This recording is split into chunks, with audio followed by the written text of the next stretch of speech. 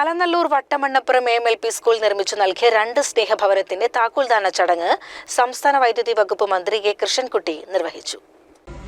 ദാരിദ്ര്യത്തിൽ പാവപ്പെട്ടവരെ സ്കൂളിൽ അയക്കുന്നതിന് പകരം കുട്ടികളെ ജോലിക്ക് അയക്കാൻ പ്രേരിപ്പിക്കുന്നു. ദരിദ്ര കുടുംബങ്ങളിൽ കുട്ടികൾ 5 വയസ്സിന് പ്രായമുള്ളപ്പോൾ അവരെ കുട്ടികളെ സമ്പാദിക്കാൻ അയക്കുകയാണ്.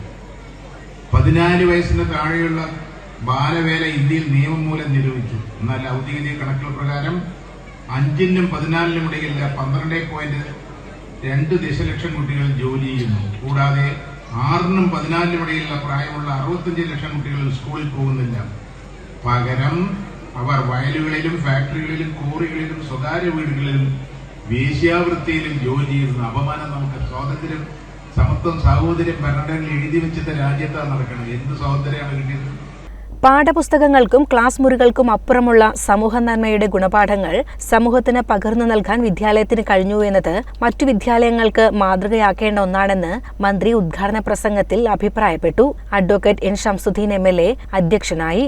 Mannarkkad DYSP VA Krishnadas, Suresh Hariharan, Alanallur panchayat president PP Sajana Sattar, Edappatta panchayat president K. Kabeer, Thachanattukara panchayat president KPM Saleem, ജില്ലാ വിദ്യാഭ്യാസ ഓഫീസർ ജയരാജൻ എന്നിവർ പ്രസംഗിച്ചു.